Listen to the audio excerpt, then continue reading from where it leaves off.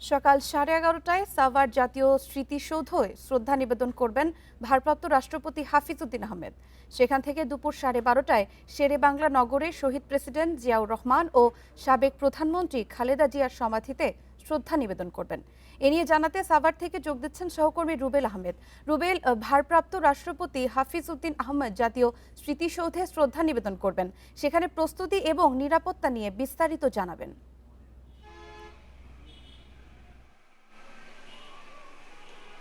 দেখুন, আমি এই মুহূর্তে সাভার জাতীয় স্মৃতিসৌধের যে প্রধান ফটক রয়েছে সেই প্রধান ফটকের সামনে অবস্থান করছি।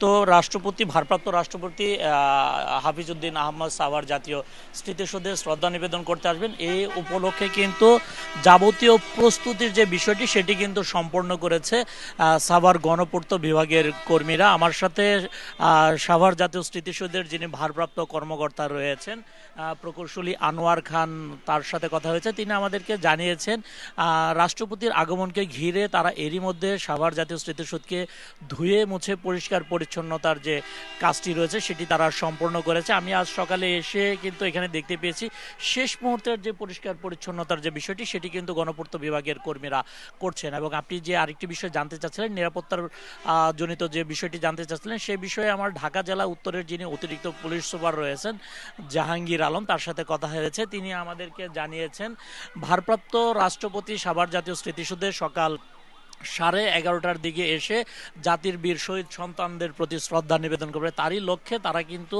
পুরো সাভার এলাকাকে কয়েক স্তরের নিরাপত্তা বলয় কিন্তু তারা গড়ে তুলেছেন। এরই মধ্যে আমরা দেখতে পেয়েছি ঢাকা জেলার বিভিন্ন প্রান্ত থেকে কিন্তু অতিরিক্ত পুলিশ সদস্যরা কিন্তু সাভার জাতীয় স্মৃতিসৌধের আশপাশের এলাকাতে এসে অবস্থান নিয়েছেন এবং তারা কিন্তু নিরাপত্তাজনিত যে বিষয়টি সেটি কিন্তু তারা পর্যবেক্ষণ করে দেখছেন। এবং এরই মধ্যে আমরা আরও দেখতে পেয়েছি গোয়েন্দা সংস্থার যে লোকজন রয়েছেন তারা কিন্তু স্মৃতিসৌধের ভেতরে এবং বাইরে অবস্থান নিয়ে শেষ মুহূর্তের নিরাপত্তার যে বিষয়টি সেটি নিয়ে কিন্তু তারা কাজ করছেন। আমাদেরকে ঢাকা জেলার অতিরিক্ত পুলিশ সুপার যে বিষয়টি জানিয়েছেন সেটি হচ্ছে, তিনি আমাদেরকে জানিয়েছেন পোশাকধারী পুলিশের পাশাপাশি এখানে কিন্তু সাদা পোশাকও কিন্তু অতিরিক্ত পুলিশ সদস্যরা কিন্তু নিরাপত্তার জন্য কাজ করবেন বলে তিনি আমাদেরকে জানিয়েছেন। এবং আজ সকাল 8টা থেকে ঢাকা রিচা মহাসড়কের আমিনবাজার থেকে সাভারের জাতীয় স্মৃতিসৌধ এবং এর আশপাশের এলাকাতে অতিরিক্ত পুলিশ সদস্যদের কিন্তু এরই মধ্যে মোতায়েন করা হয়েছে বলে পুলিশের পক্ষ থেকে আমাদেরকে জানানো হয়েছে।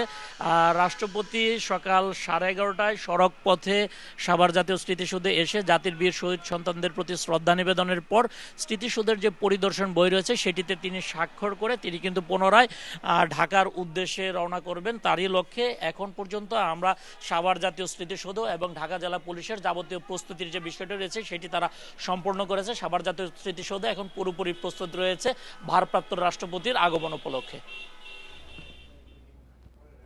সাভার থেকে জানাচ্ছিলেন আমাদের সহকর্মী।